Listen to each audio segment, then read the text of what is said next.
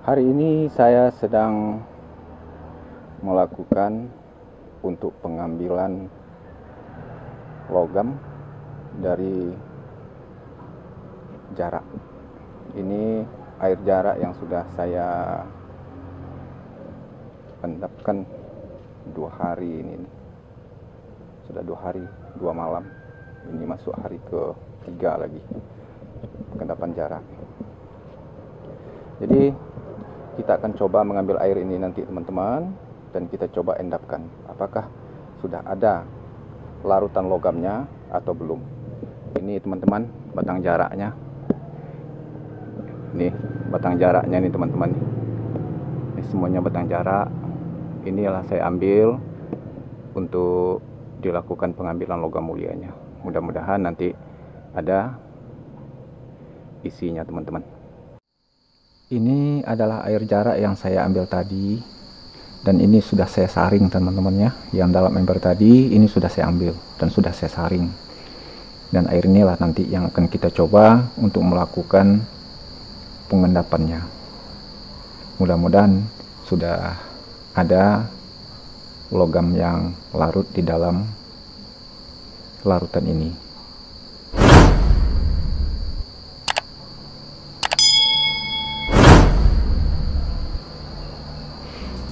Ini kita singkirkan dulu teman-teman, nanti ini mengganggu juga. Ini pengujian sampel dari berbagai material ini teman-teman. Ada dari daun, ada juga dari batu.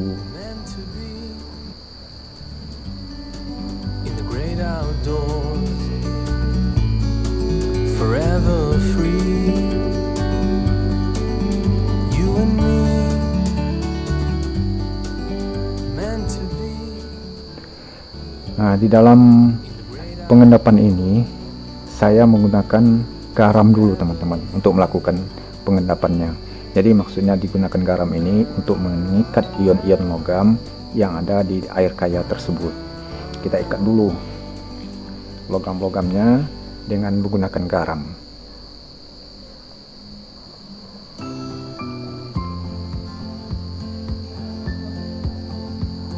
Setelah nanti kita masukkan garam, selanjutnya saya memberikan urea. Karena di saat itulah kita menentukan apakah reaksi di dalam larutan kaya kita ini masih ada reaksi atau tidak. Jadi saya menggunakan garam dulu sebelum menggunakan urea.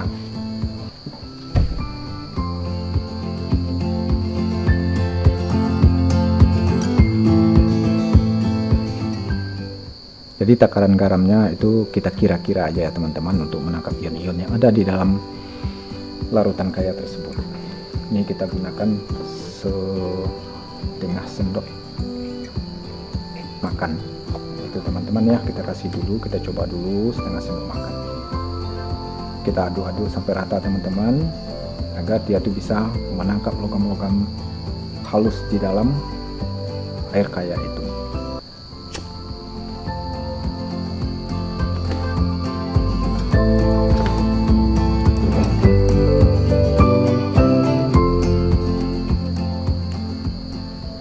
Itu betul-betul rata ya teman-teman, ya kita aduk dulu, karena ini bisa menjadi pedoman untuk teman-teman nanti untuk melakukan yang lebih bagus dari yang saya lakukan ini. Ini hanya untuk motivasi aja buat teman-teman untuk kedepannya, bahwasanya ada atau tidak logam mulia di pohon jarak atau daun jarak.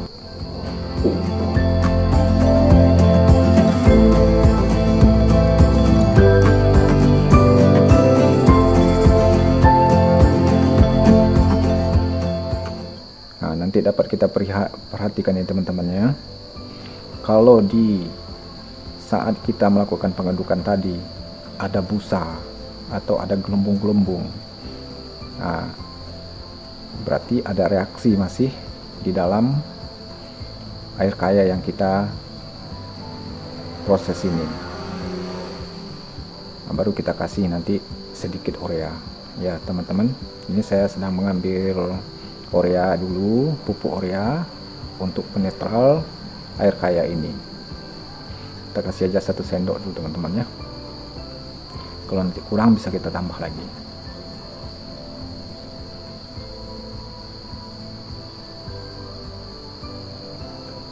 Kita aduk rata lagi teman-teman, sampai nanti tidak ada busa atau gelembung-gelembung di atasnya. Mungkin teman-teman udah tahu semua, tapi ini saya ulang lagi untuk mengingatkan saja.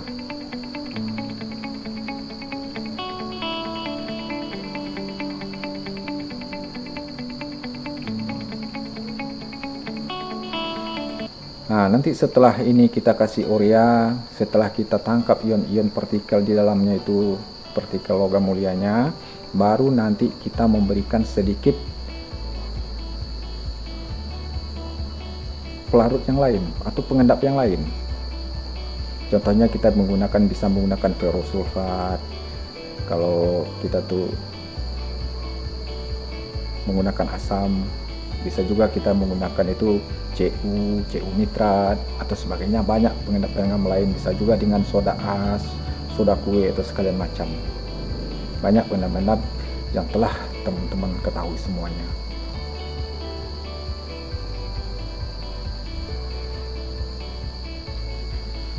Coba ini bekas cukim, ini sedikit. Nah, coba kita kasih aja agak seujung sendok kecil dulu, mau menentukan apakah ada atau tidak. Itu kita kasih sedikit aja dulu teman-teman ya, sedikit saja kita kasih dulu.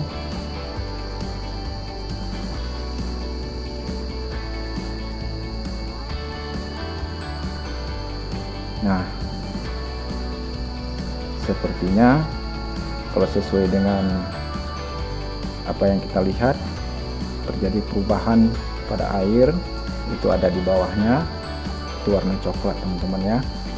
Itu warna coklat, berarti ada kemungkinan sudah ada yang larut unsur daripada logam mulia yang ada di larutan kaya ini. Coba kita tambah sedikit lagi teman-teman, supaya lebih jelas, agar kita bisa nanti melihatnya apakah udah betul-betul ada atau tidak.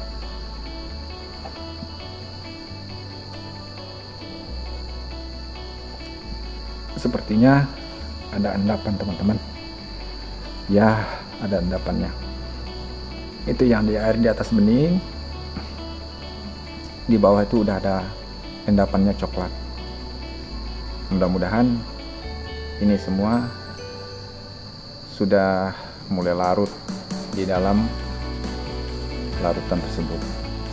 Jadi ini udah saya ulang lagi teman-teman, ada 2 hari 2 malam ini tuh yang telah saya endapkan. Saya proses itu tuh daun dan batangnya daripada buah jarak, daun jarak tersebut. Coba kita aduk-aduk lagi teman-teman, bagaimana hasil akhirnya nanti.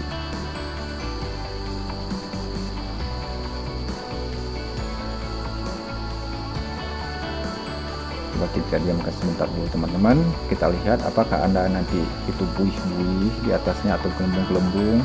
Kalau ada gelembung di atas, berarti ada unsur kimia yang bereaksi di dalam larutan kaya kita ini. Kita tambah dulu teman-teman ya, sedikit lagi ureanya. Coba saya ambil dulu.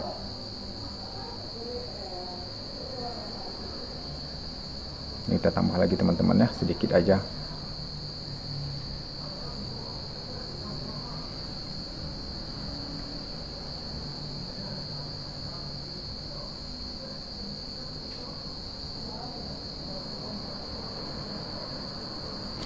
Nah, lalu kita aduk-aduk lagi teman-teman ya, sampai betul-betul rata lagi.